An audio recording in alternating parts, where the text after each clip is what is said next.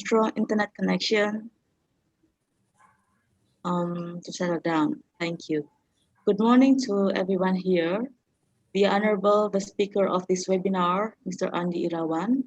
The Honorable, the coordinator of this webinar, Mr. Arif Suryo Piatmojo. The Honorable, the participants of webinar of English for Business. Assalamualaikum warahmatullahi wabarakatuh. Waalaikumsalam warahmatullahi wabarakatuh. Ladies and gentlemen, welcome to webinar of English for Business. My name is Ima Sistiani as the master of the ceremony for today's webinar. On behalf of the committee of today's webinar, I would like to welcome to all of you to this webinar. It is really our privilege to have you with us today. We are now ready to begin the proceedings of the webinar. We hope you will find this program we have organized for you to be fruitful and engaging. Ladies and gentlemen, let me recite you the agenda for the webinar. First is the opening by praying together. Second is the presentation on the material moderated by Mr. Arif. And the third is the closing. Ladies and gentlemen, now let us all open the webinar by praying for the success of the webinar. Pray begins.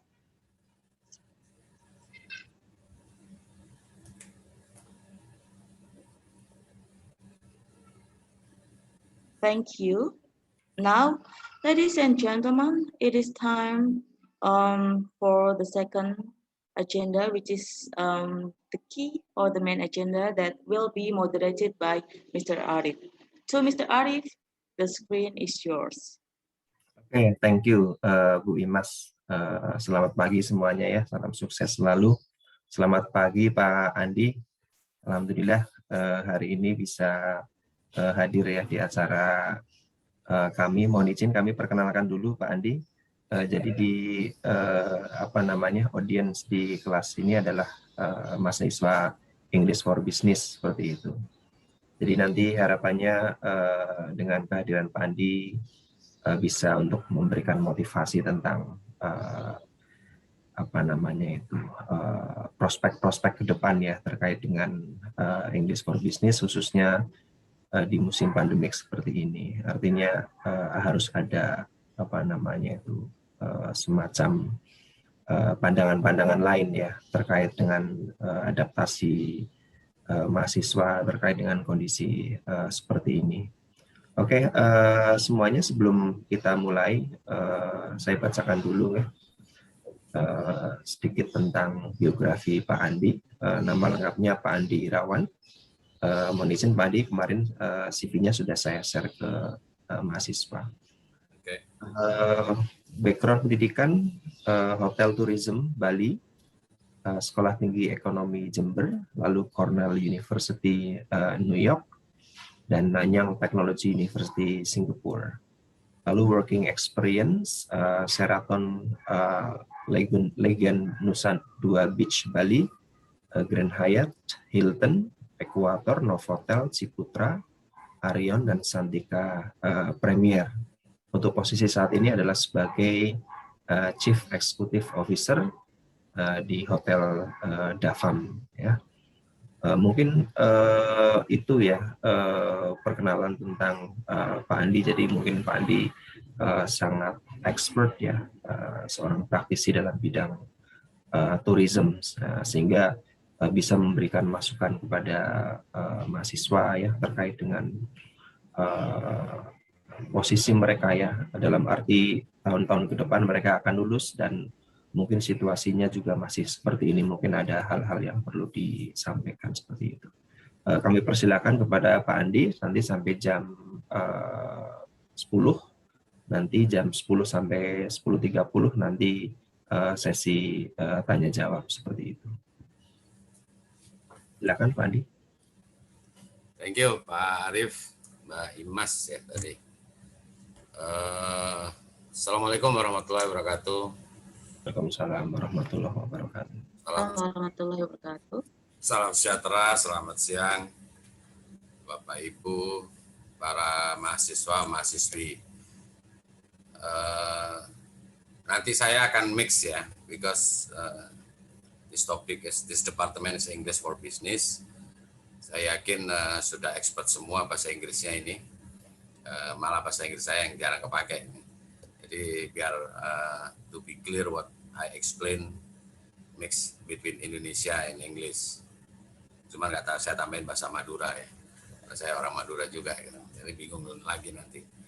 Baik, teman-teman semua, para mahasiswa, saya sangat terima kasih sekali undangannya Pak Arif memberikan motivasi ya. Jadi kalau kemarin saya diminta untuk PPT atau presentasi yang akan di-share, Pak Andi, saya pikir teman-teman mahasiswa-mahasiswi yang saya cintai ini sudah 4 tahun atau 3 tahun sudah bosan dengan slide ya.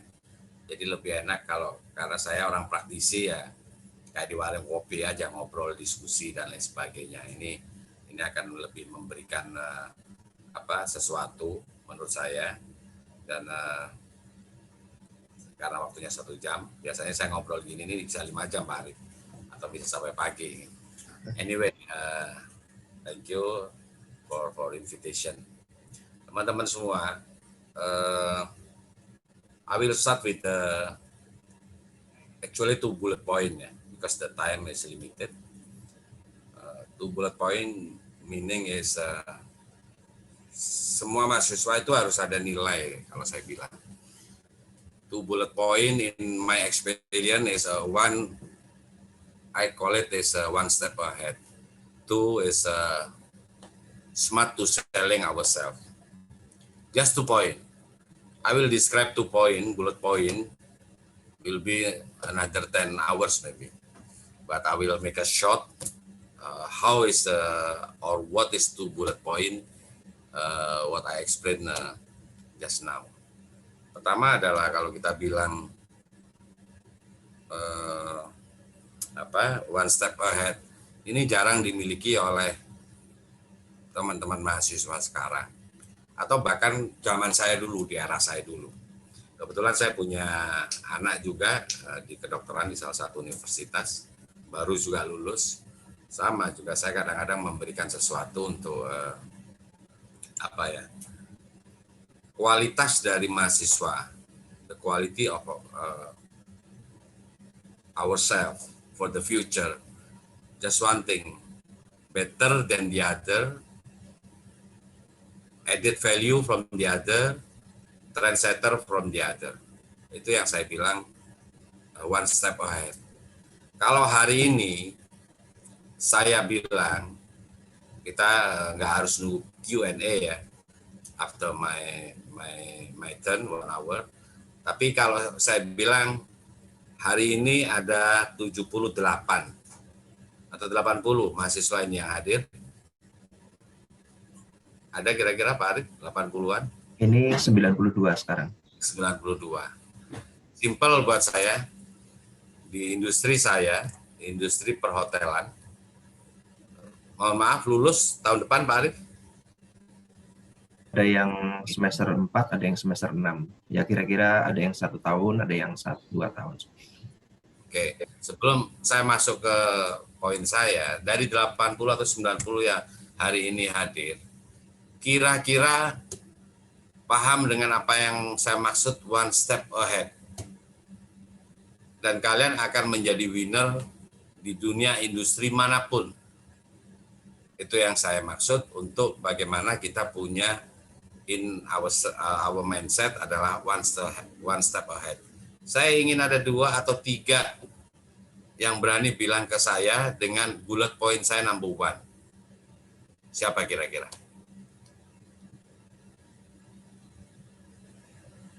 Yang punya one step ahead di antara teman-teman yang lain. Bahkan kalau saya bisa ekstrim, khususnya yang lulus di tahun ini, kerja di tempat saya. Kalau yang baru 4 semester, mungkin saya nunggu 2-3 tahun, insya Allah kalau lulus, kerja di tempat saya. Jadi ini direct sudah.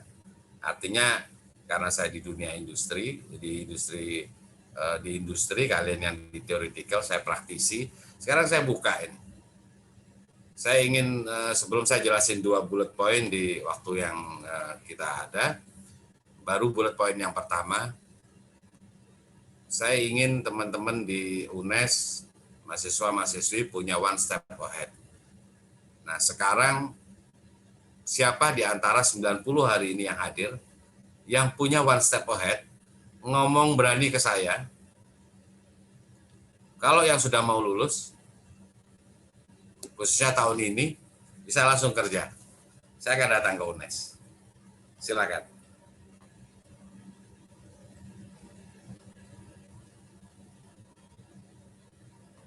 Saya hitung sampai 10 ya. 1, 2, 3, 4, 5, 6, 7, 8. Iya, iya gimana Pak? Ayo, ini Muhammad. Ya, Iya, silakan Muhammad. maksudnya yang di sini tuh one step ahead dalam aksi atau sebagai pola pikir gitu Pak? Pola pikir itu one thing, tapi yang terpenting adalah sudah ada di pola pikir, but execute. Kalau saya sendiri sih untuk belakangan ini langkah one step ahead yang telah saya ambil itu bikin research paper aja sih Pak, gitu. Oke, good. Thank you Muhammad ya. Saya akan ingat namanya, Muhammad Iqbal Pratama. Ada yang lain? Oke, saya jelasin ya. Jadi sebagus saya pikir di antara 90, apapun yang terjadi, apapun resultnya, Muhammad ini punya karakter as a leader. It's not easy. Ya, saya nggak bilang salah atau benar. Yang berani kan, saya hitung sampai 10, saya didisturb oleh Muhammad. Dan dia explain. Ya, tepuk tangan dong untuk Muhammad dong. Good job, Muhammad Iqbal. Satu hal yang saya ingin appreciation adalah keberanian Muhammad untuk di antara 90 ini mengungkapkan sekalipun ada yang tidak paham tapi bertanya. Ini salah satu ciri-ciri sebagai leader biasanya. Ya, semoga Muhammad nanti sebagai leader. Nah, tadi apa yang Muhammad katakan adalah starting with the research. So everybody Muhammad make it the research before belum lulus ya Muhammad ya? Belum Pak. Oke. Belum. Kalau kita relatedkan with the one step ahead, what I said just now is research. Everybody make it the research. Every student make it research. Dan di university manapun ada research. What I said before is execute. The meaning of one step ahead adalah different with the other, different with the college, different with in the competition. So if we thinking about the goals, the point is if we talking about the one step ahead, this is the 3 element subsidiary. First is a plan, second is a process, third is a goals. Everybody always focusing on a plan. So that's why the people doesn't work to get the goals, to achieve the goals. Everybody focusing on process. So that's why everybody is not achieve the goals. Jadi di era sekarang, ini saya bicara sebelum pandemi ya. Nah sekarang pandemi, harapan saya para mahasiswa, apa yang saya ada dulu 35 tahun yang lalu, 30 tahun yang lalu, ini tinggal diperuncing. What I said, what I explain now, because of experience. We nothing talk with the others. I mean, we're not talking about the smart or not, but we talking about the experience. So that's why kenapa one step ahead ini penting nantinya kalau teman-teman semua mahasiswa di dunia industri.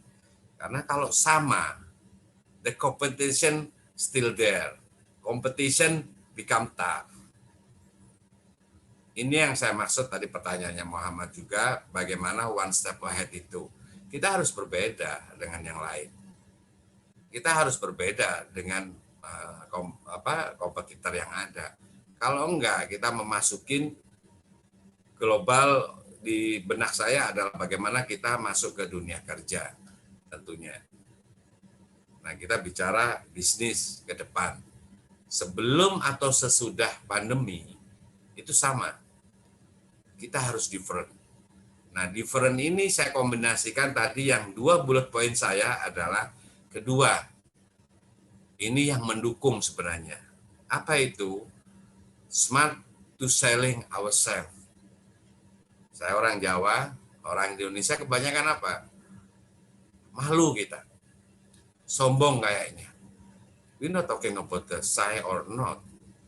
Tapi itulah sekarang bagaimana di kompetisi yang ada kita memasuki di industri.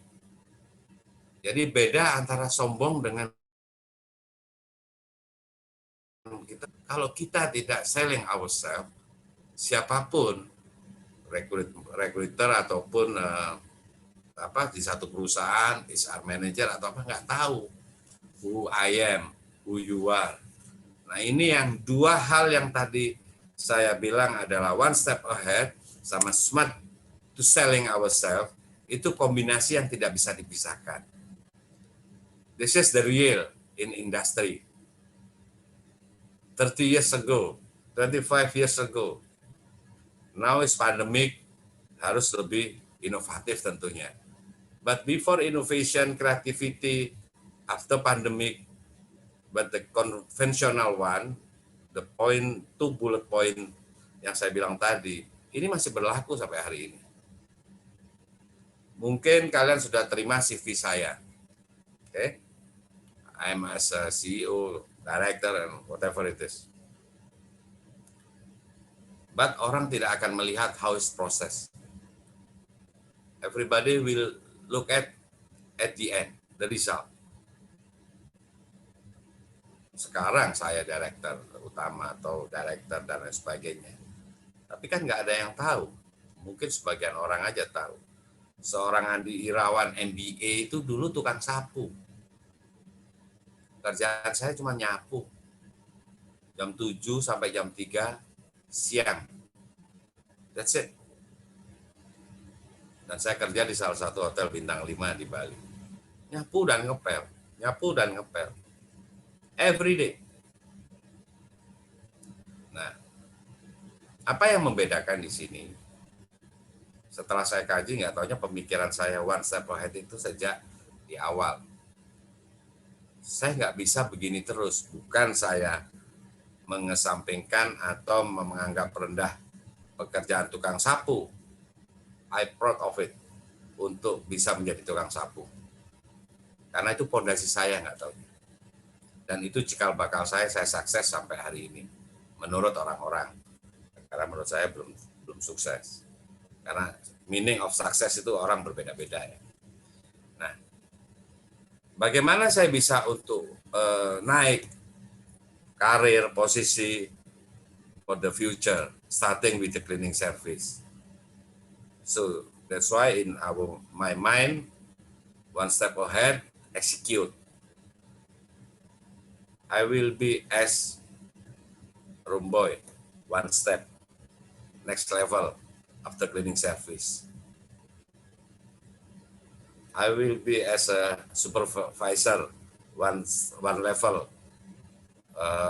next step. So that's why in my mind, in our mind, put it every day, every time is one step ahead. We are different with the other. We are different with in the competition. The value added kita harus ada. Nah, ini yang saya maksud bagaimana kita nanti di industri, karena tidak akan ya 10%, mungkin 20%, mau dari manapun, dari university manapun. Kebetulan sedikit banyak saya tahu kampus kalian juga. Kalau nggak salah saya pernah juga ngasih ini di sana. PKL dulu Pak. Nah, PKL ya? Iya, dengan Bu Fatma itu. Oh ya, UNES sama ada wakil gubernur apa waktu itu lupa saya.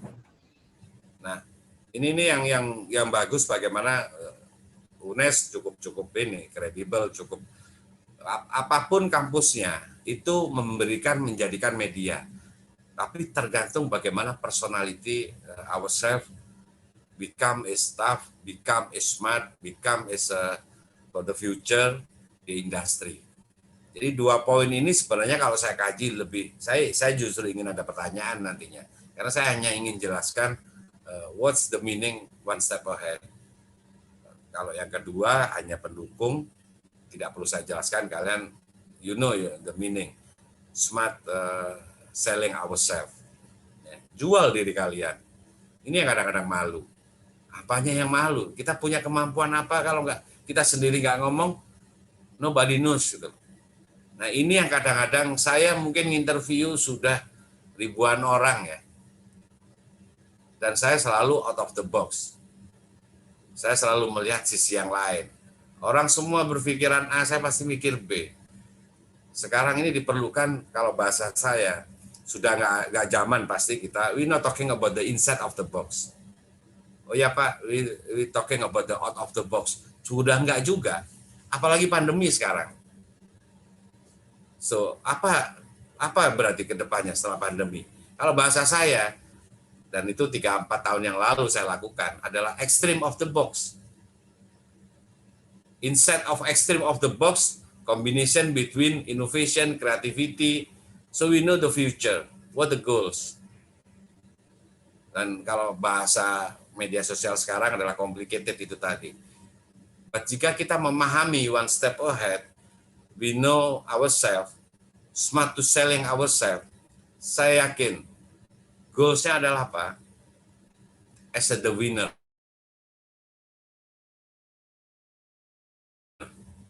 In the industry as the loser. Karena hampir semua fail waktu interview adalah is not confident. Tidak tahu cara jual who I am.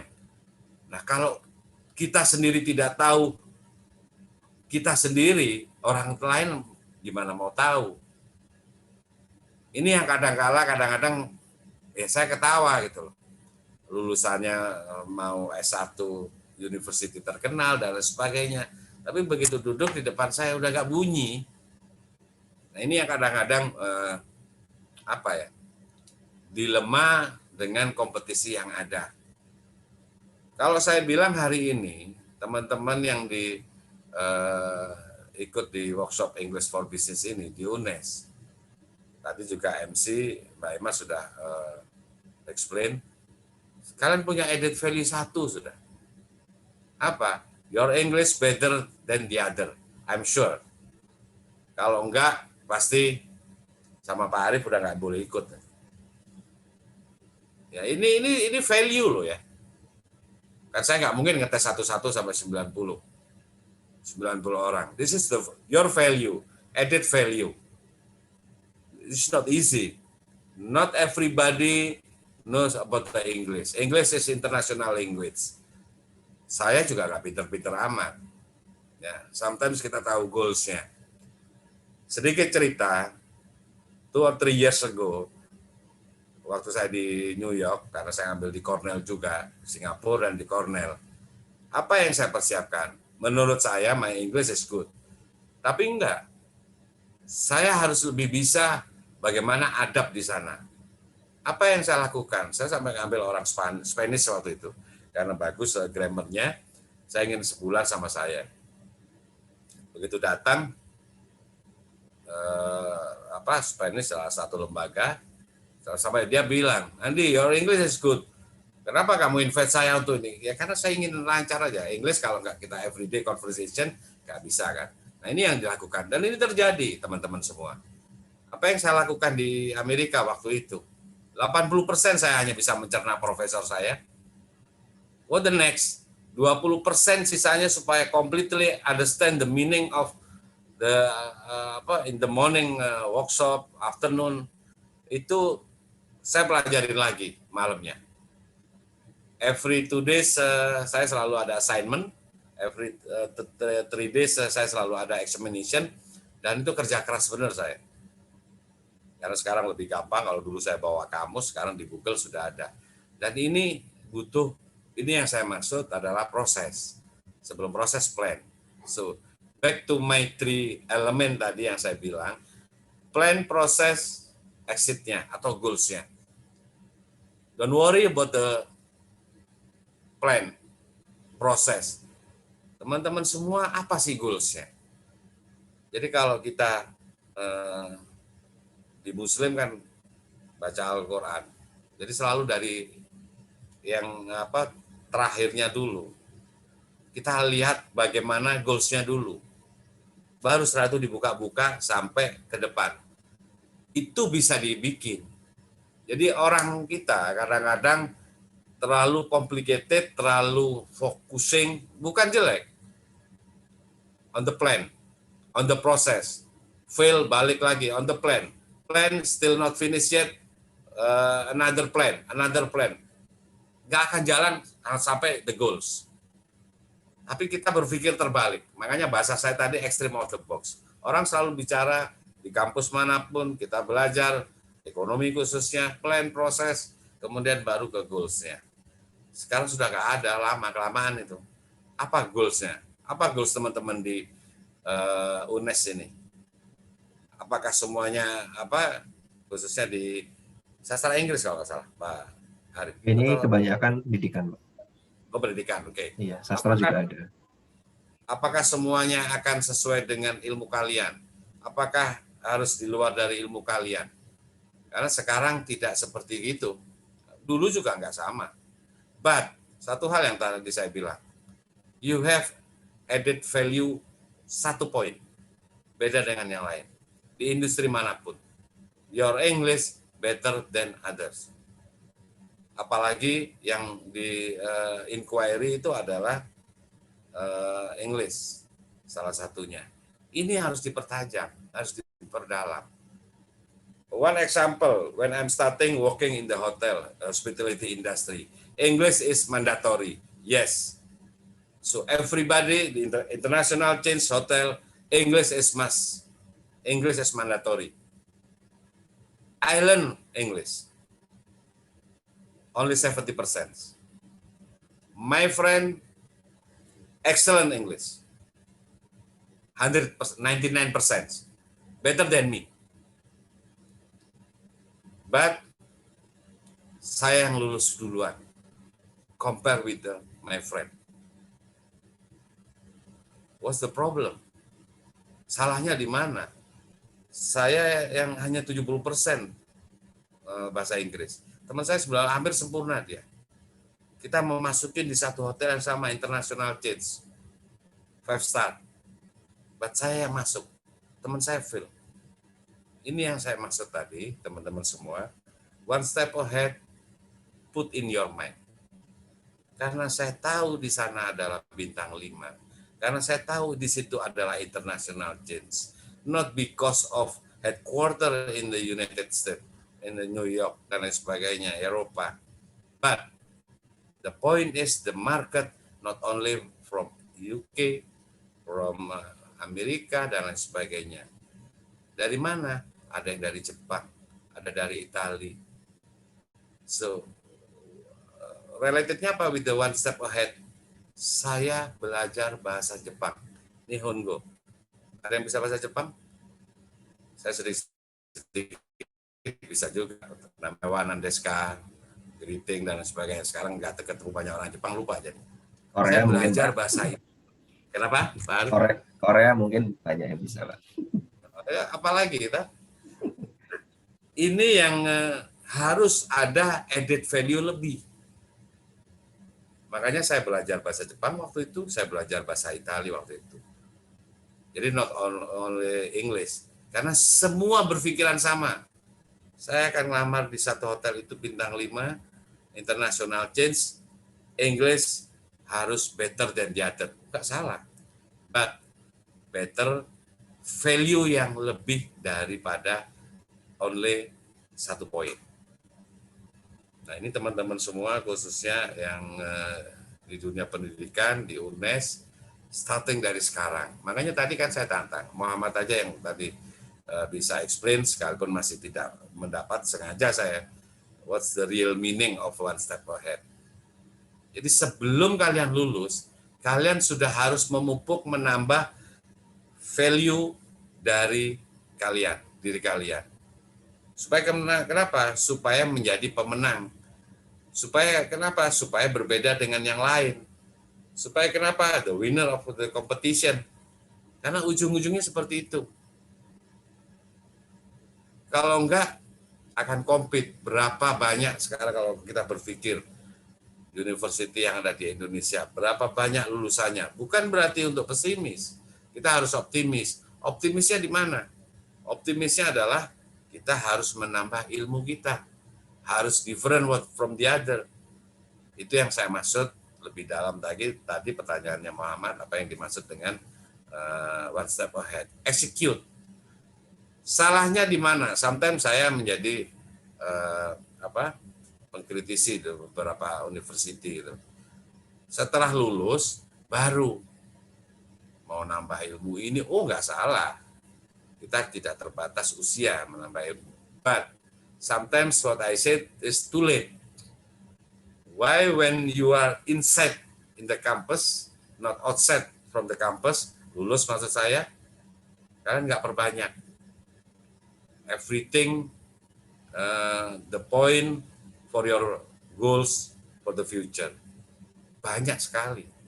Dan selalu saya bilang beberapa, karena saya juga sering ngajar di beberapa university, saya selalu bilang, jangan setelah lulus, kalian menambah, nggak salah ya, itu tetap benar.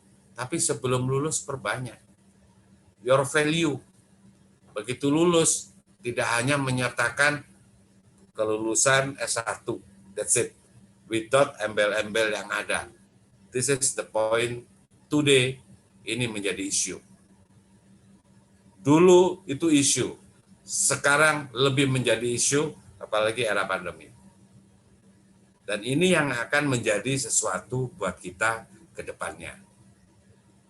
If you are not thinking about the goals, you will be busy with the plan process, plan process. Worried with the plan, worried with the process. Process is mistake.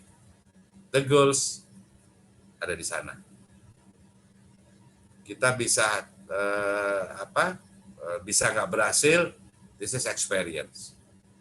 But we know exactly how to anticipate supaya less untuk fail. Dan ini yang selalu saya, karena bukan tagline aja buat saya, karena ini pengalaman hidup saya juga, bagaimana kita supaya one step ahead. Dan ditutup tentunya dengan smart to selling ourselves. Ini yang kadang-kala kita harus berpikiran ke depan, di era sekarang, di era kompetisi yang ada. Dan tentunya banyak hal. Saya hanya bicara satu subjek, globalnya adalah bagaimana enter di dunia industri. Karena ada satu lagi sebenarnya bagaimana create industry. Saya sebenarnya lebih, kalau saya entrepreneur, saya bisnis, lebih senang how to create the business. Ya mungkin next lagi diundang Pak Arif saya di sisi yang lain. Tapi bagaimana sekarang how to enter industry, apalagi dengan pandemi, tidak usah pesimis. Masih banyak chance di luaran sana. Tapi teman-teman semua, kita harus menjadikan value di diri kita berbeda dengan yang lain. Your English, this is a value. Cukup? Wah, sudah di UNES, dapat bahasa Inggris bagus, Pak. Saya dapat A, dapat it's not enough. Karena harus ada tambahan lagi. Apa, Pak? Pertanyaannya kan. Nah, sekarang saya balikin. Goals kalian apa? Di situ ngambil value-nya. Jadi kadang-kadang kita selalu complicated dengan plan process. Buat saya, ya, bisa jadi ada yang setuju kalian. Mungkin ada yang setuju. Saya selalu, I forget the plan, I forget the process. The number one is, how is my goals? How is apa yang saya set for the future sebagai apa. Setelah itu baru saya ke belakang, melihat bagaimana plan-nya, bagaimana prosesnya. Karena goals itu akan menjadi priority. Tapi kalau plan sama prosesnya masih complicated, nggak akan sampai ke goals. Kalian nggak bisa, bukan nggak bisa, akan terlalu panjang untuk achieve the goals. Nah ini yang kadang-kala kita lupa untuk kedepannya bagaimana kita, kalau bahasa saya selalu, saya belajar ilmu botol. Bottle is empty, but you fill in with the water. Pak, full, enough. Moving the bottle, put another bottle empty. Fill it with another water. Pak, full, keep it, 2 bottle now, take it another bottle empty. Nggak akan pernah berhenti. Belajar kita nggak berhenti, itu tadi. We know exactly how to refill the water, fill in the water in the bottle. Apa yang saya maksud complicated tadi, masih ngurusin yang ya kadang-kadang ada yang tidak fokus ke goals-nya. Cara ngisi air ke botol aja bisa beda-beda ke orang. Kalau kita sabar, kita tahu tekniknya. Karena ada teknik juga sekalipun ngisi air on the bottle empty. Itu akan penuh dengan sendirinya pada saatnya, on the time frame what we expect. Ada yang nggak sabar, ya sudah 1 ember aja masukin di 1 botol. Keisi botolnya 1/4 setengah, yang lainnya keluar. Tidak masuk di situ. Dari botol sama air aja kita belajar kok. Ada there is teknik, there is focusing, there is concern. Ya, simple thing. Tapi kita tahu persis apa yang menjadi goals kita ke depannya. Karena ini hal yang di kehidupan kita sehari-hari, teman-teman semua. Passion, optimis, kemudian let's do it, learning, dan semua yang aura positif itu harus ada in ourselves. Karena it's not easy. Karena kemarin saya sempat discuss juga sama Pak Arief, di era pandemi ini, tidak hanya teman-teman semua sekarang yang masih di bangku kuliah, we are in the industry sama. Ya, artinya sudah different dengan tahun-tahun kemarin. Why? Behavior market, behavior people is different now. Dan ini yang dimaksud mau 4.0, 5.0, 6.0, kenyataannya behavior different. Tinggal how is industry sekarang matching. But we still need the people. Nah, people ini yang sekarang harus different. Apalagi sekarang. One step ahead, smart to selling yourself. Nantinya pun mungkin nanti kalau lebih dalam, saya nggak tahu, saya lupa. Saya dulu perusahaan yang saya bikin hanya 4 karyawan saya. But now secara grup 27.000 karyawan saya. Kalau di hotel saja sekitar 3.000. Mungkin ada, tapi saya ingin tahu persis karena sekarang saya berhadapan dengan UNES dan teman-teman semua 90-an. Saya ingin yang sekarang, lulusan sekarang coba. Kalau memang sekali lagi, karena industri berbeda-beda, teman-teman ingin di hospitality industry. Saya ingin one step ahead dari kalian. Kami masih ada project, saya akan berikan kesempatan ke UNES. Kalau sudah ada yang mempunyai visi one step ahead. Karena visi ini tidak gampang, saya nggak ingin sama-sama, kalau kita merekrut seseorang ini, kalau kalian mungkin belajar ke sekarang nggak apa, easy to learning something. Ya, kenapa di Google, kalau di kantornya Google, kebetulan saya diberikan kesempatan di kantor Google di Singapura sama di Amerika, di Jerman, di Amerika waktu itu. Jadi memang beda office yang konvensional dan sebagainya, bagaimana wawancara. Saya sedikit belajar di situ juga. Nah, sekarang sama.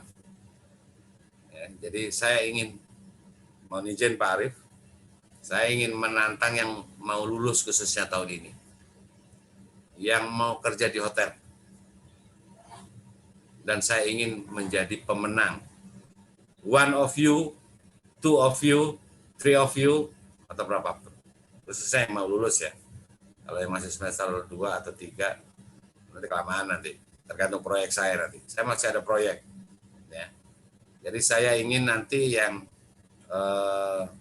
mau lulus tahun ini khususnya, saya ingin lihat how you smart to sell yourself, to selling yourself.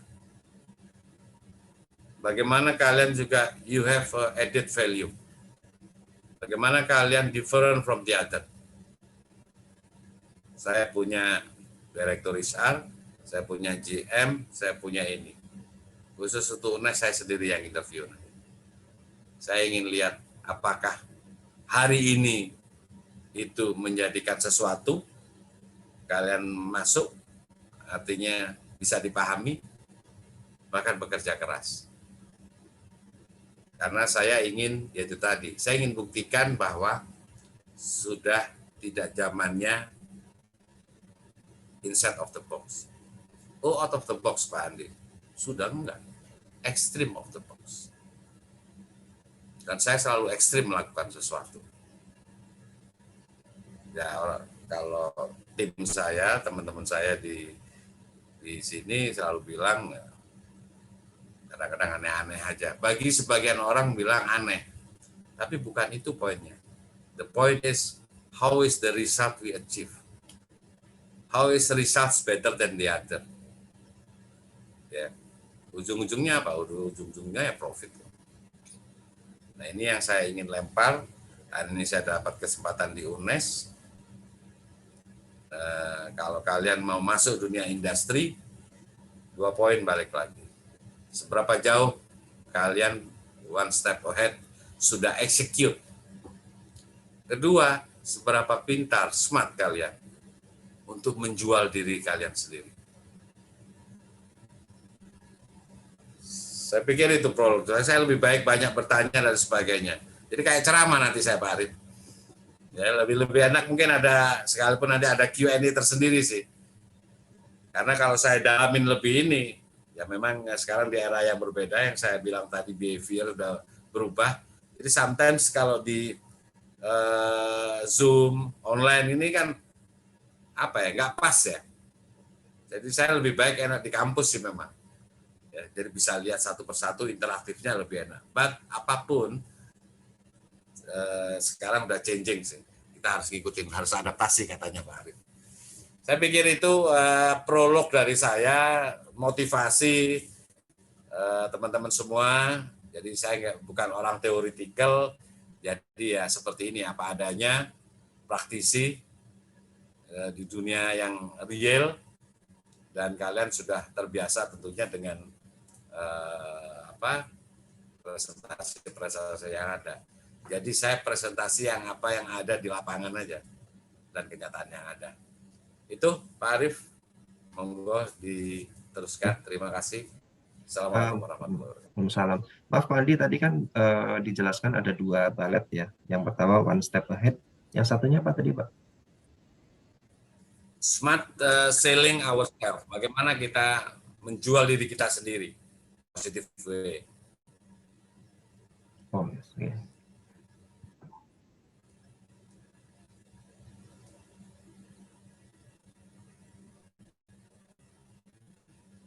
Mute Pak Arief.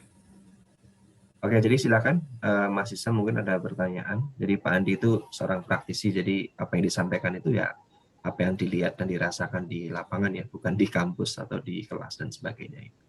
Silakan, bila ada pertanyaan. Saya mau bertanya, Sir.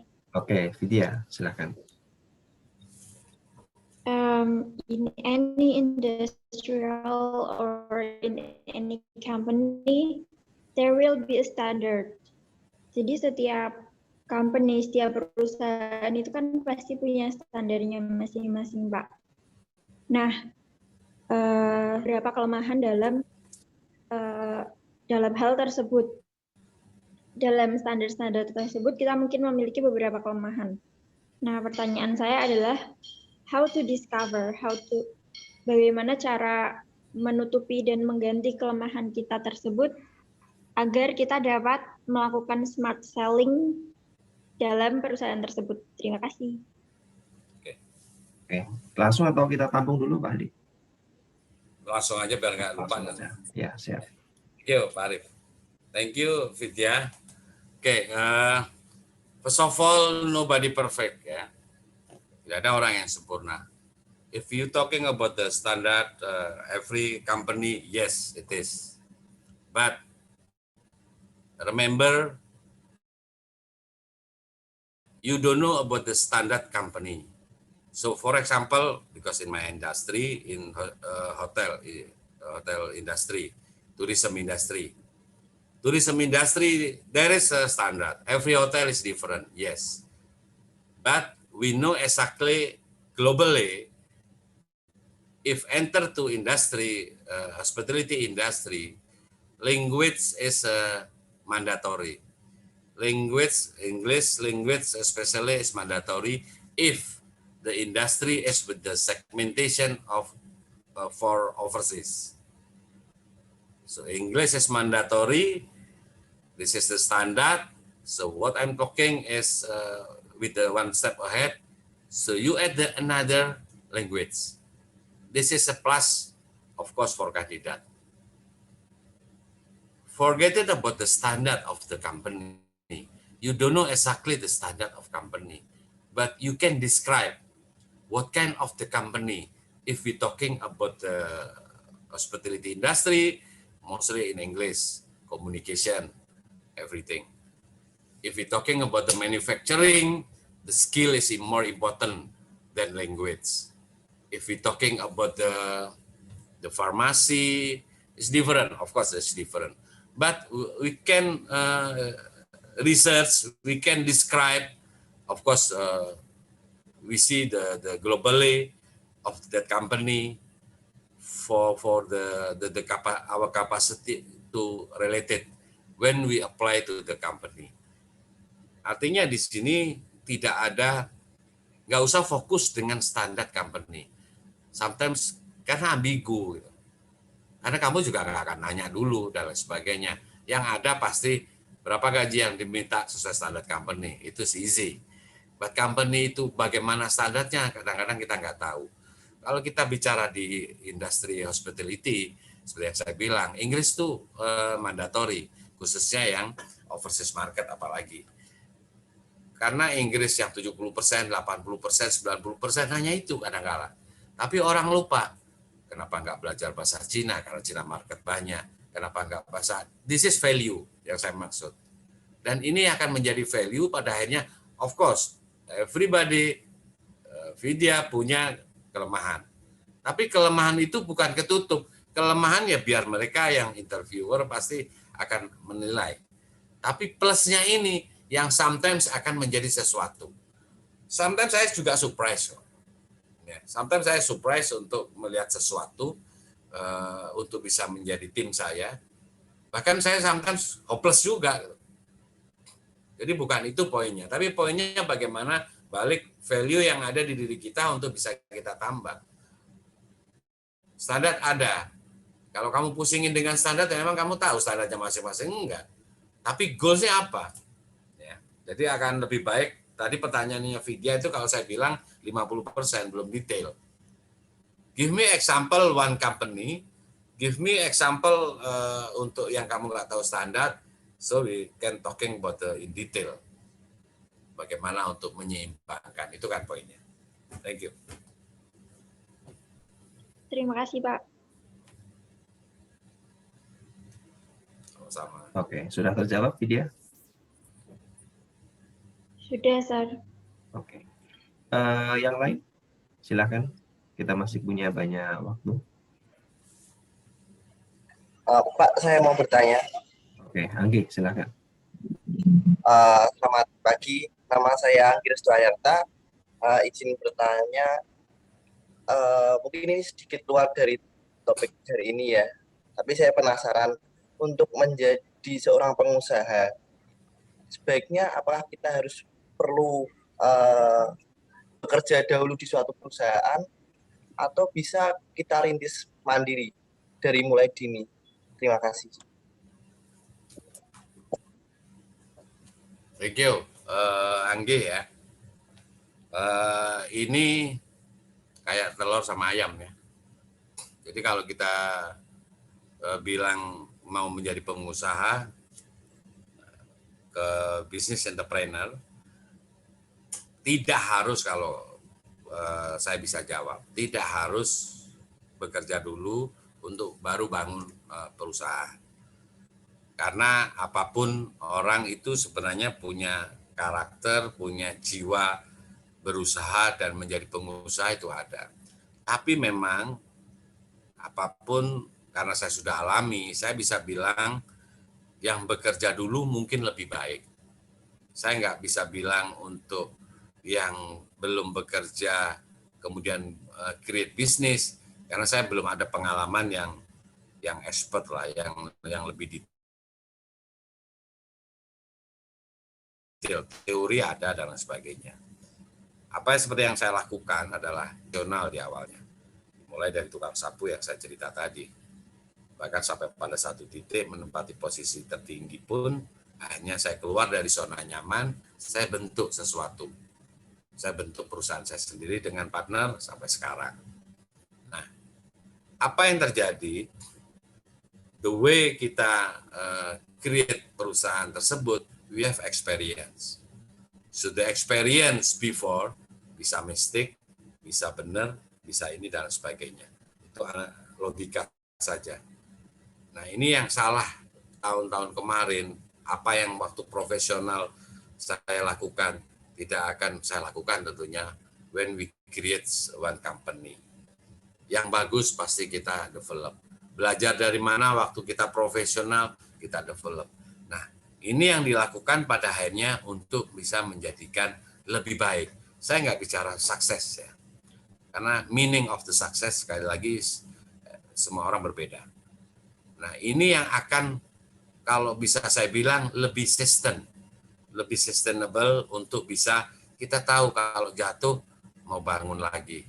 Sometimes when they create from the scratch satu perusahaan before as a professional dan tiba-tiba langsung, itu namanya bisnis ada jatuhnya. Begitu mau bangun, kadang-kadang udah capek, udah hopeless duluan, pesimis duluan. Karena kenapa? Kok gini ya? Nggak seperti saya ini, dan lain sebagainya. Biasanya seperti itu, pada umumnya. Ya. Tapi yang sudah mengalami menjadi pekerja, as a professional, when we create the business from the scratch, and sometimes falling down, and not what we expect, dia akan berpikir, oh iya, salah. Waktu itu kan seperti ini. Why I do the same thing? Makanya akan dia rubah untuk bisa jalani lagi. Biasanya seperti itu. Jadi ada sedikit experience, kemudian kita bisa menjadi untuk plan A, plan B, plan C itu lebih kaya. Daripada tiba-tiba langsung, sekali lagi tidak salah, from the scratch apalagi, begitu jatuh, umumnya udah malas lagi. Padahal there is a business, there is a entrepreneur, pasti naik dan turun, naik dan turun. Seorang entrepreneur sejati itu mengalami turun naik gelombang yang benar-benar tough, dan dia bisa melalui itu. Saatnya ini seperti ini sekarang, pandemi. Hampir semua pengusaha tidak punya pengalaman, tapi kita facing the problem, facing to the pandemic. Mau nggak mau, kita harus melalui, insya Allah. Itu, Anggi. Baik, Pak, terima kasih. Oke. Sudah terjawab, Anggi? Ini perkenalkan Pak, yang Anggi salah satu mahasiswa yang sudah punya rintisan usaha gitu. Jual beli motor itu Pak. Bagus. Apa kalau boleh tahu? Jual beli motor itu Pak. Lagi punya bisnis yang udah lama sih jual beli motor, yang baru-baru ini lagi di bagian clothingan. Oh ya, bagus. Berarti jiwamu adalah jiwa pengusaha. Let's do it. Oke, Pak Andi, ini ada chatbox masuk pertanyaan dari Abdul Syukur ya. Mohon izin bertanya Pak, saya ingin bertanya tentang smart to sell ourselves. Some people are introverts, and they might not good at speaking. Is there any tips for the introvert to sell themselves? Ini apa namanya, kasus khusus ini introvert. Terima kasih Pak Arif. Jadi kadang-kadang kalau kita boleh jujur, kita itu padahal kalau kita menjual diri kita sendiri, banyak bunga-bunganya kita itu. Jadi kita itu kalau menjelaskan ke orang itu ya mungkin karena kebiasaan atau apa ya. Jadi nggak straightforward. Kita selalu ada bunga-bunganya, pada akhirnya intinya pada satu titik itu tidak tercapai, tidak nggak mengerti akhirnya. Nah, berbeda dengan beberapa hal kalau kita misalnya akan berbeda kalau kita suruh explain, kalau nggak ada clue-nya, nggak ada time frame-nya, atau kita bicara bebas, describe yourself, pasti kadang-kadang 30 menit, kadang-kadang 15 menit, itu yang kita lakukan. Ya. Tapi begitu saya bilang describe yourself, explain yourself, whatever it is, only 5 minutes, only 3 minutes, itu kita bingung. Kenapa? Kita kadang-kadang bingung dengan focusing apa yang harus kita lakukan. Jadi teman-teman semua, kalau kita bicara smart to selling ourselves, itu sebenarnya balik lagi ke poin-poin yang kita harus explain. Nggak perlu ditambahin dulu, nggak perlu di ini. Jadi saya ada pengalaman juga beberapa, kebetulan saya lama juga di Singapura waktu ambil MBA, sama kita ada studi kasus juga seperti ini. Explain yourself, describe yourself. 2 minutes, 5 minutes, 8 minutes. Kenapa orang Singapura lebih cepat daripada orang Indonesia mengenai poinnya untuk describe ourselves? Karena memang mereka straightforward. Kita tuh sering banyak bunga-bunganya sih soalnya. Kita kan seneng yang bahasa-bahasa yang bahasa-bahasa anak sekarang apalagi tambah-tambahin yang ini. Jadi focusing ke sesuatu, apa yang menjadi poin, nggak usah berlama-lama, straightforward. Jadi ini yang bagaimana kita smart untuk selling ourselves. Your capacity, your capability, apa yang prestasi kalian, apa yang nggak perlu yang lain-lain. Dan ini akan menjadi poin untuk interviewer bahwa anak ini bobotnya, anak ini isinya botol 1/4, anak ini isinya botol setengah. Anak ini isinya botol penuh memang. Itu bisa dilihat dari your explanation during short time. Bukan yang lama. Pak, apakah yang lama itu lebih baik kan untuk bisa menambah? Enggak juga. Karena yang lama hanya mengambil titik poinnya hanya 2 poin. Tapi begitu yang sedikit 5 poin itu fulfill semua itu. Ini yang harus dibedakan. Makanya bahasa saya kenapa smart to selling ourselves. Bukan kita hanya sekedar selling ourselves, tapi smart. Ya. Smart ini lebih ini lagi, masuk lagi. Cara kerja saya itu hanya 4K. Kaitannya dengan ini karena ada pertanyaan juga, saya masuk lagi ke the way how is I'm manage the company ya. Khususnya tadi kayak Anggi punya perusahaan, start untuk bisnis itu bagus ya. Apapun, jangan dilihat apapun perusahaan apa dan sebagainya. Cara kerja saya adalah 4K. Dan 4K itu hanya dimiliki sebagian orang, hanya 2. Bukan berarti saya sok untuk 4K itu saya jalani, enggak. At least I'm starting already. Doing apa yang saya maksud. Karena ini bukan tagline. Ini jiwa saya, apa yang saya lakukan. Apa 4K itu? Saya kerja keras. Everybody doing the same thing. Kerja keras. Ya. Saya kerja smart. Not everybody kerja smart. Only kerja keras. Kerja smart itu dilakukan orang-orang yang benar-benar ingin goals-nya tercapai lebih cepat dan sebagainya. Artinya tidak banyak orang, bukan tidak semua orang, bukan saya aja, tapi tidak banyak orang kerja smart.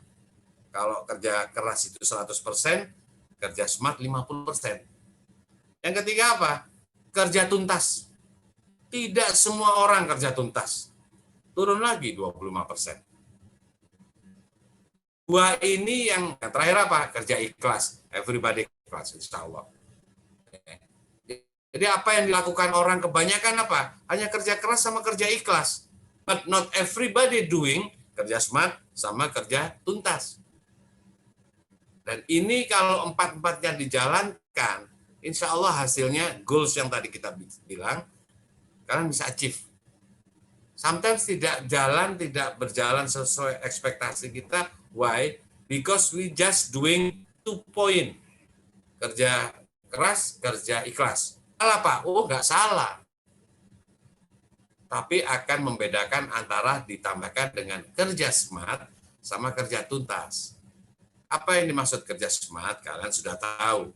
Ya, tadi kita sudah bicara sedikit banyak. Different with the other, doing the same thing. Orang melakukan kerja keras 8 jam, the same result kalian melakukan 4 jam. This is the kerja smart. Kerja tuntas, nah ini another problem. Orang kita lebih senang ngerjakan 5. Tapi apa? Tidak ada satupun yang berhasil. 5-5-nya ngambang, ambigu. Tapi lebih baik ngerjain 1, 2, selesai. 3, selesai. 4, selesai. Tuntas. Jadi kita itu kadang-kadang sok-sokan soalnya. Ngerjakan 2, 3, 4. Misalkan bisa do anything. Tapi itu tadi, tidak sesuai hasil. Kenapa? Tidak sesuai goals. Kenapa? Karena ribet aja dengan plan sama proses. Plan sama proses. Goals-nya ini kerjain. Smart, tuntas. Kerja keras pasti. Selesai. Baru kedua, baru ketiga. This is my way, ya. Bisa jadi kalian juga nggak setuju. This is my way, apa yang saya sudah lakukan, karena kebetulan saya bikin perusahaan ini dengan partner from the scratch, gitu. I know exactly handicap-nya, kemudian kapan, tahun berapa kita susah ini dan sebagainya lah. Dan ini proses, karena bahasa saya adalah sukses bukan tujuan akhir saya. Sukses adalah sebuah proses perjalanan dan tidak akan pernah. Itu di chatbox itu untuk kaitannya dengan nggak ada, sebenarnya saya nggak setuju mau introvert mau apa the people ini, tapi focusing aja. Ya, jadi straight to the point. Jadi kadang-kadang yang interview itu tidak mau berlama-lama. Dia ingin ngambil poin dari kita. Orang ini bagaimana sih mendescribe. Jadi kalian harus pahami yang interviewer itu mau mendescribe kalian. Kalau kalian sendiri bingung, kalian sendiri ambigu, ya orang nggak akan dapat. Harus ada smart way untuk melakukan itu. Itu Pak Arif. Oke, terima kasih Pak Andi. Mungkin ada yang lain? Mungkin sambil menunggu ini ada satu dari saya, Pak. Boleh ya, Pak ya? Ya. Gini, bebas. Saya kalau mengamati itu kampus itu kadang gagap ya. Gagap menghadapi situasi. Misalnya gini, dulu itu kan jurusan yang populer karena kebutuhan banyak itu, misalnya kayak keguruan itu kan. Jadi sekarang kampus-kampus itu banyak yang membuka jurusan pendidikan untuk guru itu. Akibatnya itu setiap tahun ketika ada kebutuhan guru dan jumlah pelamar itu tidak imbang itu, Pak. Misalnya kebutuhan guru di satu kabupaten misalnya hanya 5, itu daftarnya bisa sampai ribuan seperti itu. Artinya ini kan harus diantisipasi. Jadi Bapak sebagai stakeholder ya dalam dunia bisnis itu mungkin ada masukan ke kampus itu supaya kadang-kadang kita agak tragis ya. Jadi ketika mahasiswa lulus itu masih berjuang juga untuk mencari pekerjaan seperti itu. Artinya sebelum sampai tahap mencari pekerjaan itu mungkin ada masukan-masukan kurikulum sehingga mereka bisa survive ya, tidak pada satu titik tertentu seperti itu. Mungkin itu pertanyaan yang saya alami sekarang itu seperti ini, Pak, untuk melihat di kampus itu seperti itu. Oke, Pak Arif. Sebenarnya bagus ya. Artinya begini, ini kebalikan dari saya sih sebenarnya.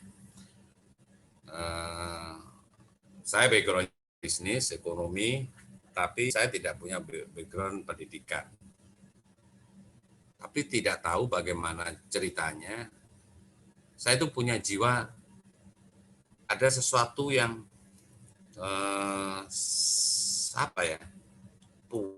kepuasan waktu saya ngajar, Pak Arif.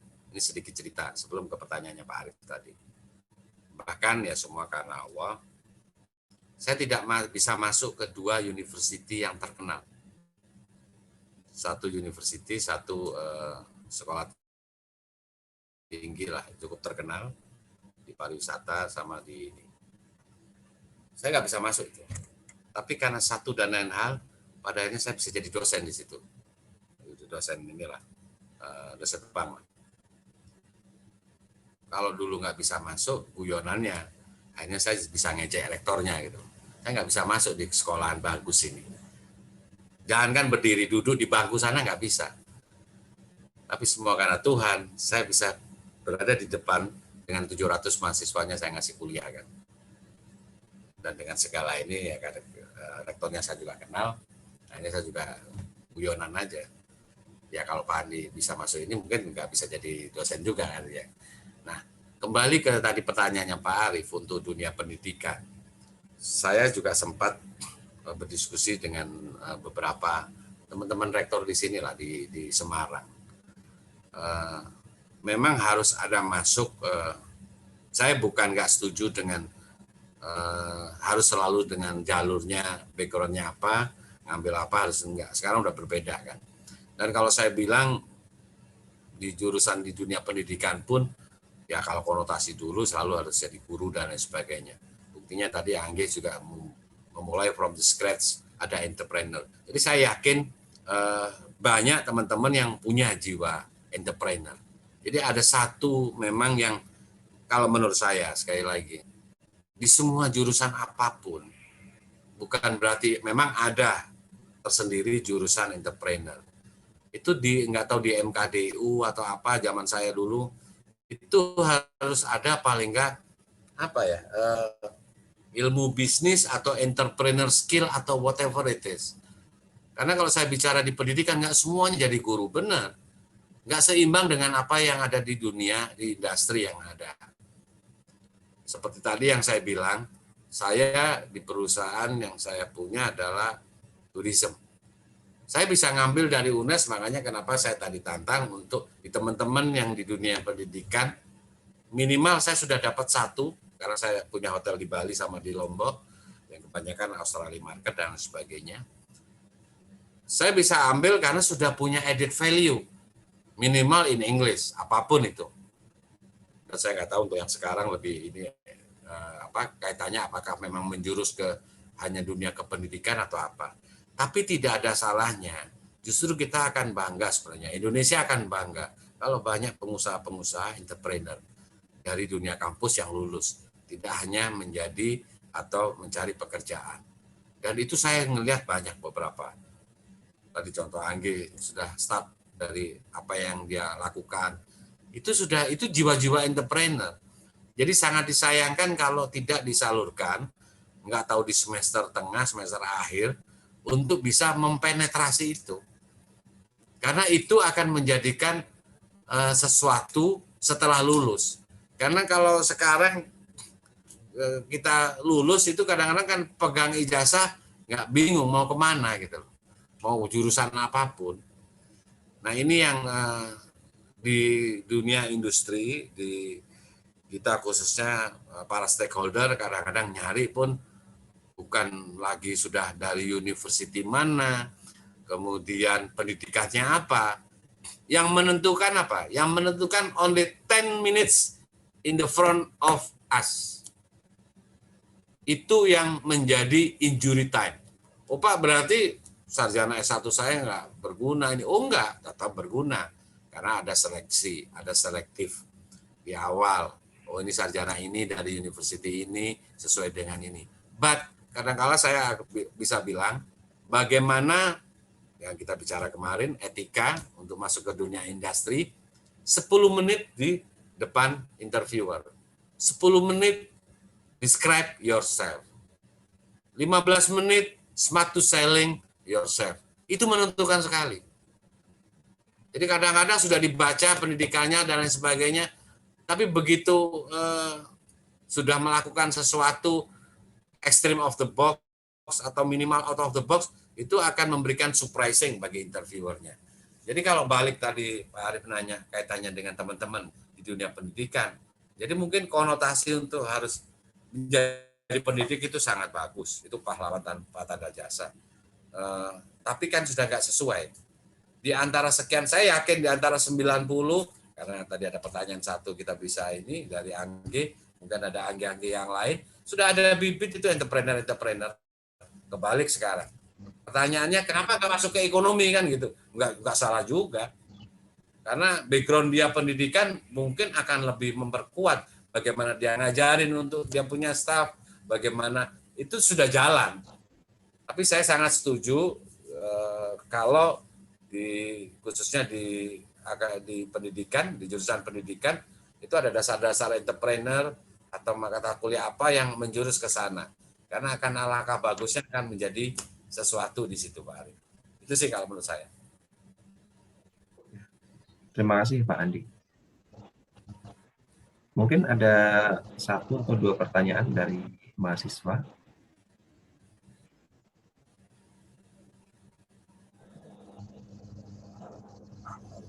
Ini khususnya semester akhir, berapa orang, Pak Arief? Semester akhir kelihatannya belum ada, Pak. Ini semester 4 dan 6 kelihatannya. Semester 4 sama 6. Assalamualaikum warahmatullahi wabarakatuh. Waalaikumsalam warahmatullahi wabarakatuh. Selamat pagi Pak Andi. Selamat pagi.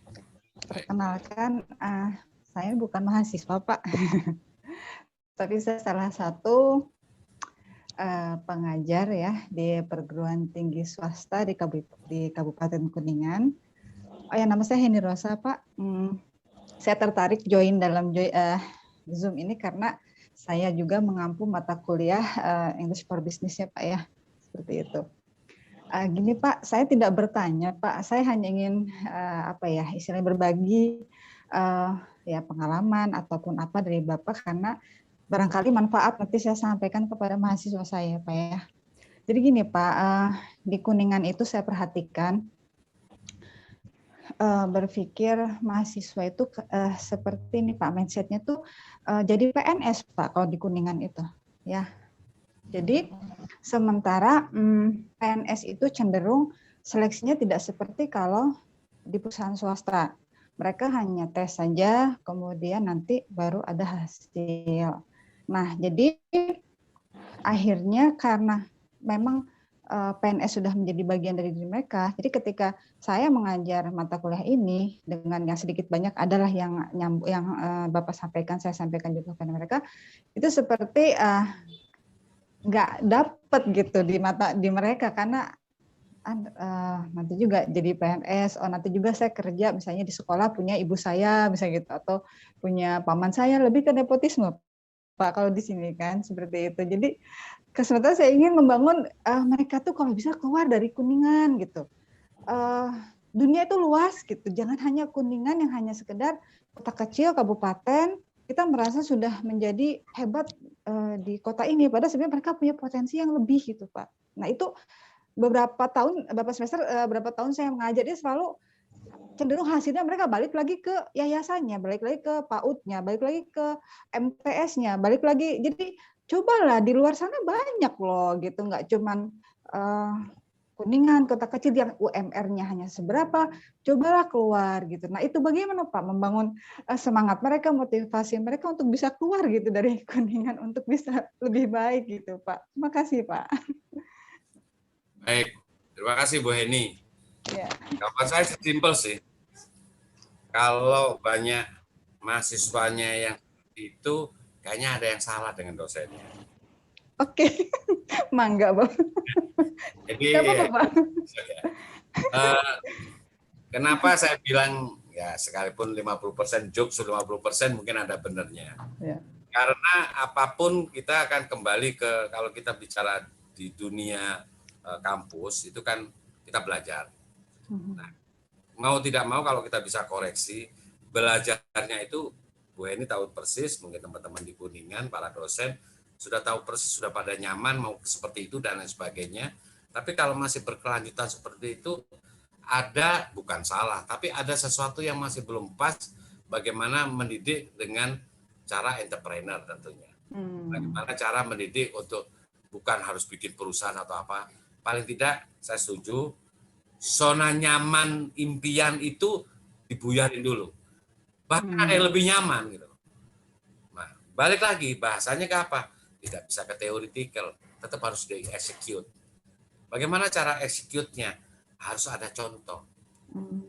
Karena mungkin saya nggak tahu di Kuningan di sana mungkin sudah banyak yang justru lebih banyak yang setelah Bu Heni ajarkan banyak jadi PNS lebih banyak daripada jadi pengusaha atau jadi itu yang menjadikan contoh. Itu juga berpengaruh secara psikologis.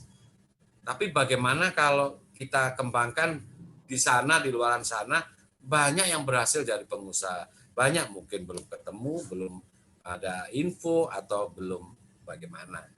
Nah, karena saya selalu tertantang dengan business entrepreneur ya. Bedanya pengusaha, orang businessman sama entrepreneur sejati kan beda-beda. Kebetulan saya memulai sesuatu ini from the scratch gitu. Jadi saya memang keluar dari zona nyaman. Saya selalu dari zona nyaman itu yang orang kadang-kadang bilang apa ya? Saya belajar ilmu gusuran apa. Nah, jadi ini ada cerita lucu. Kebetulan pertanyaannya seperti itu, Bu Heni. Bahkan bagaimana cara kita mendeliver. Saya 91 sudah biasa, tahun 91, 92, bilang gaji saya itu udah mungkin take home pay saya bisa 4 juta, 5 juta pulang ke rumah. Tapi begitu 94, 95 saya pindah ke satu tempat. Gaji saya 200.000. Nah, artinya apa? 10 orang saya tanyain, 12 orang bilang Andi Irawan pekok. Andi Irawan bego katanya. Dari 5 juta ke 200.000. Ya nggak masuk akal loh. Tapi yang seperti saya bilang tadi, saya belajar ilmu gusuran apa. Nah, kita mundur sedikit nggak apa-apa, tapi insya Allah akan cepat. Tapi goals-nya tetap di set. Nah, ini yang kadang-kadang kita itu selalu, tadi di depan juga kita berdiskusi, apa yang saya jelaskan, kita itu selalu sibuk dengan plan sama proses. Tapi bukan goals. Apa yang tadi Bu Heni juga bilang, kenapa kok ke PNS? Berarti kan goals-nya mereka PNS. Bukan bagaimana untuk, kalau plan prosesnya gampang, ngerubah mindset ini. Nah, setelah itu ditata ke plan sama proses. Kok saya yakin bisa sih. Justru bukan hanya men-challenge kita lah ya, untuk bagaimana di teman-teman di sana untuk berubah mindsetnya. Bukan PNS jelek ya. Nanti saya dikira PNS jelek. Enggak, bagus saja, nyaman dan lain sebagainya. Mungkin akan lebih bagus lagi. Cuman itu tadi, waktu Pak Arif juga tanya, kayaknya di semua apapun jurusannya, ada entrepreneur, mata kuliah entrepreneur, atau memang saya pernah diundang di salah satu university, khusus entrepreneur memang. Saya pikir ini bagus diterapkan sekalipun tidak sekian ratus jam atau mata kuliah berapa kali. Dasar-dasarnya itu mengena. Ya, tadi kita juga bicara, nggak taunya di dunia pendidikan, di pendidikan ini, di urusan pendidikan, ada juga yang sudah memulai untuk menjadi entrepreneur from the scratch, melakukan sesuatu. Jadi saya nggak yakin teman-teman yang sudah mindsetnya harus jadi pegawai negeri, sekali lagi bukan jelek, itu bus, tapi bisa kok dirubah dengan jadi ada yang jadi pengusaha, mungkin jadi yang lain dan sebagainya. Dan itu menjadikan satu hal adalah harus direview untuk goals-nya, sudah harus dirubah mindset-nya, bagaimana plan sama prosesnya. Kemudian mungkin teman-teman dosen di sana, Bu Heni, hanya Bu Heni aja yang punya pemikiran seperti itu. Tidak rame, harus kolaboratif. Harus kolaboratif ya Pak ya. Sepertinya Jadi kalau bisa saya simpulkan lebih ke merubah mindset mereka dan tentunya ada contoh ya Pak ya istilahnya. execute. Karena sebenarnya kita itu selalu di PHP dengan teori-teori aja. Iya, betul Beda, Pak. anak zaman sekarang sudah beda. Karena kalau sudah dikasih dengan sesuatu contoh yang apalagi nggak terjadi, kemudian PHP aja, anak sekarang dengan anak dulu itu cepat berubahnya. Dan sudah kalau dibilang pasti ignore nantinya. Dan itu yang akan lebih susah lagi. Saya yakin ada contoh kok. Mungkin belum.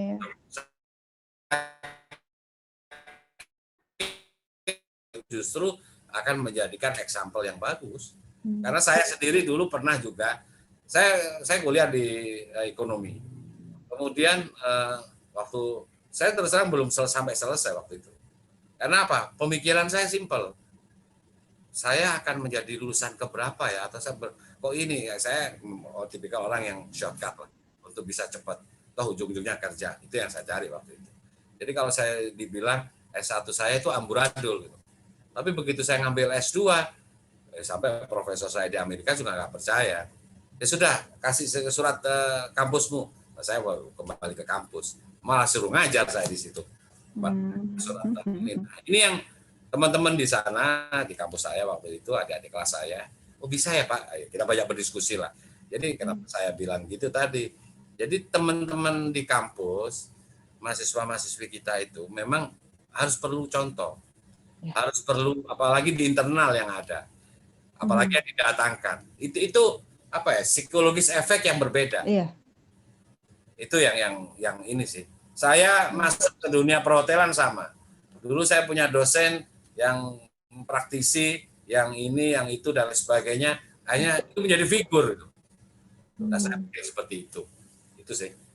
Oh ya Pak, sedikit Pak. Sebenarnya saya juga ada usaha ini Pak, toko buku sebenarnya di rumah. Jadi artinya ya karena terinspirasi dari penjelasan Bapak, ya jadi mungkin di sela-sela mengajar itu saya bisa ini malah mencontohkan diri saya bagaimana saya mengelola toko buku mungkin gitu ya Pak ya. Jadi istilah biar mereka termotivasi untuk tidak hanya sekedar jadi misalnya guru jadi guru atau PNS gitu. Bagaimana Pak? Dan itu bagus. Dan itu ada manajemen tersendiri kan. Kalau kita bicara ya, manajemen ini Pak, manajemen apa ya, Kuningan yang masih sederhana. Apapun karena itu yang hal yang bagus loh. Dan itu apa ya? Itu kalau jiwa, bahasa saya tadi execute, nggak teori aja, nggak hanya PHP aja. Itu satu langkah yang sudah membuktikan untuk menuju langkah sukses tentunya. Tadi dibilang kita nggak lihat toko bukunya, nggak lihat toko apanya, tapi starting di situ. Cuman kadang-kala kan bahasa saya, kalau saya belajar ilmu botol lah, kalau botol kosong ya diisi, botol kosong diisi, naikin levelnya saja. Naikin level. Basic untuk entrepreneurnya, basic untuk pengusaha dan berusaha itu udah ada.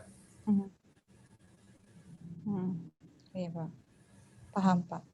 Ya Bapak, terima kasih Pak. Assalamualaikum warahmatullahi wabarakatuh. Waalaikumsalam warahmatullahi wabarakatuh. Terima kasih Bu Heni. Ya, sama-sama Mas Arief. Mungkin ini waktunya sudah hampir selesai ya. Jadi mungkin satu lagi pertanyaan dari mahasiswa kalau ada. Kalau tidak ada nanti saya kasih closing. Ada dari mahasiswa? Can I, sir? Oh, sip. Ya. Ini terakhir ya buat Asim ya. Yes. Sebelumnya selamat pagi Pak Arief, Ma'am Imas, dan Pak Andi. Saya Fuad Hasim dari English for Business ingin bertanya, sebagai mahasiswa atau kaum muda kan kita sering bimbang nih antara idealis atau realistis. Terkadang kita ingin bekerja di suatu perusahaan atau bidang A, di mana itu sesuai dengan keinginan kita atau idealis. Namun terkadang kita juga harus memikirkan bahwa kita tuh punya batasan kapasitas, sehingga kita harus realistis dengan keadaan kita sendiri. Maka dari itu saya ingin bertanya, sebagai kaum muda, lebih baik kita realistis atau idealis terkait masa depan kita, begitu. Baik. Terima kasih. Ini panggilannya Fuad atau Hasim? Fuad, Pak. Fuad ya. Oke. Fuad, kalau menurut saya, apa yang sudah saya alamin juga, apapun orang itu harus punya idealis. Ya, itu nggak salah. Karena idealis itu menjadikan basic bagaimana kita akan menjadi sesuatu. Cuman orang yang sudah punya idealis itu kadang-kadang, apalagi di era-era dulu, itu benar-benar saklek, ya sudah harus seperti itu. Dulu aja saya bisa bilang idealis yang harus realistis. Apalagi sekarang kita sudah ngalamin pandemi, dan setelah pandemi tentunya nanti itu sangat realistis sekali. Idealis tetap, tapi kita harus matchingkan dengan realistis yang ada. Nggak bisa kita punya idealis saja tanpa melihat sesuatu apa yang terjadi sekarang. Dunia changing. Ya.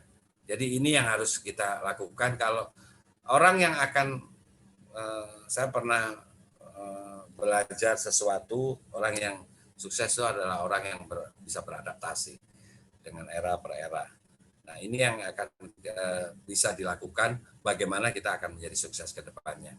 Tapi kalau idealis, kamu paham tadi kita punya kekurangan, kelebihan, idealis saja, apalagi tanpa mengejar untuk mengisi ilmunya, ya sudah, akan kemakan dengan idealisnya kadang-kala. Nah, ini yang harus dilakukan untuk bagaimana idealis itu dimatchingkan dengan realistis yang ada.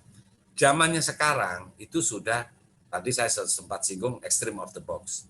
Jadi segala sesuatu yang berkaitan related dengan disruption, sekarang sudah ada substitute masalahnya. Sekarang sudah ada beberapa yang ini penggantinya ini penggantinya ini. Idealis kita itu kadang-kadang pudar, tapi bukan berarti kita nggak punya idealis. Tetap kita harus punya idealis. Cuman kalau boleh saya saran, Fuad, memang kita harus realistis. Set your goals itu wajib, itu bagian dari idealis. Kalau kamu nggak punya set your goals, apa yang mau di-achieve itu akan complicated lagi nantinya. Dan hanya melihat realita yang ada, enggak. Kita semua harus punya goals. Semua manusia bisa punya goals. Kita punya hak yang sama. Goals sudah di-set sesuai dengan idealis kita, baru kita akan melihat proses sama plan-nya. Nah, ini kita beriringan berjalan. Jadi jangan sampai dipecah-pecah. Idealis saja kamu nggak lihat realita. Nah, apalagi saya sebagai stakeholder melihat industri yang ada pun, saya idealis, saya punya legacy. Kenapa saya keluar dari zona nyaman? Saya keluar dari zona nyaman because of saya ingin punya legacy. Saya ingin menjadi pemain, tidak penonton saja. Kenapa? Internasional udah masuk di bisnis saya. Ya. Tapi saya melakukan punya legacy. Merah Putih harus berdiri tegak. Apa yang terjadi? Saya tidak mau Merah Putih nggak berdiri. Itu yang saya lakukan idealis. Apa yang ada? Realita yang ada sekarang. Realita yang sekarang saya harus juga bagaimana mematchingkan antara bisnis saya yang ada. Legacy tetap, Merah Putih tetap harus berdiri. Apa yang menjadi ego saya? Semua karyawan saya harus orang kita semua. Orang kita semua banyak orang yang pinter kok. Bukan saya anti bule ya. Banyak bule yang saya interview. Tapi saya belum mau. Karena apa? Idealis saya. Saya ingin membuka kesempatan kerja untuk orang-orang Indonesia tentunya. Banyak yang pinter dan masuk di perusahaan saya. Nah, sekarang yang ini ya bagaimana untuk bisa idealis saya untuk bisa seimbang dengan dunia luar misalnya. Ya saya kirim bisa sekolah untuk bisa berimbang untuk bisa mendapatkan ilmu dari luar dan lain sebagainya. Banyak cara. Idealis tetap Hasim, tapi tetap realitas yang ada harus kita lihat. Jangan bicara satu-satu. Harus berkesinambungan. Dan itu you will be success. Thank you, Hasim. Baik, Pak. Terima kasih. Oke, mahasiswa mungkin ini waktunya udah habis, Pak Andi. Jadi sangat bagus ya. Jadi mungkin apa yang disampaikan Pak Andi ini sangat memberikan sesuatu ya untuk cara berpikir kita ya terkait dengan situasi yang sedang kita hadapi, yaitu pandemi ya. Ini mungkin sebelum saya berikan ke Bu Imas, mungkin ada beberapa yang harus saya simpulkan di sini bahwa ada dua hal yang harus kita tanamkan. Yang pertama adalah one step ahead, yaitu ada plan, proses, dan goal. Terus yang kedua adalah be smart, ya, of selling ourselves, seperti itu. Mungkin itu dari saya, Pak Andi. Jadi saya sekali lagi mengucapkan terima kasih dan mohon maaf, jangan bosen ya. Nanti kalau tahun depan kok kelihatannya pandemi sudah selesai, mungkin nanti saya akan ajak mahasiswa ke sana untuk acara table manner seperti itu. Monggo, saya serang hati. Ya. Sekali lagi mohon maaf jika ada hal yang kurang mengenakan, dan saya kembalikan ke Bu Imas. Silakan Bu Imas. Terima kasih Pak Arif, dan juga terima kasih Pak Andi atas sharing your knowledge, valuable knowledge, dan juga terutama kita tidak boleh berada terus-terusan dalam zona nyaman ya Pak. Tapi harus ke ekstrim, tidak lagi out of the box, tapi extremely out of the box. Dan itu yang susah, itulah kenapa banyak orang yang suka menjadi PNS dan ingin menjadi PNS karena berada pada zona nyaman, sebenarnya Pak Andi. Ya. Begitupun pula saya seorang PNS ya, PNS dosen. Kenapa? Karena saya pernah saya jadi dosen sejak tahun 2012 ya, dan ternyata menjadi dosen yang bukan PNS itu sebenarnya sangat tidak nyaman, Pak.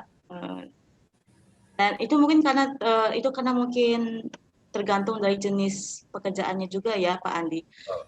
Saya pikir kalau misal jadi guru atau jadi dosen memang kita harus memiliki income stable. Jadi ketika kita mengajar, kita tidak lagi memikirkan bagaimana cara untuk menghidupi dapur, tapi kita fokus bagaimana kita mendidik siswa kita atau mahasiswa kita. Dan itulah kenapa saya saya pikir istilah pahlawan tanpa tanda jasa itu seharusnya mulai kita kikis ya Pak Andi, karena bagaimanapun guru itu harus kita beri jasa karena mereka sangat berjasa. Begitu Pak Andi. Setuju. Ya, oke. Apapun pilihan kalian, teman-teman mahasiswa, terima kasih Pak Andi sudah memberikan semangat bahwasanya kita harus always think ahead. Itulah kenapa ketika teman-teman saya masih sibuk dengan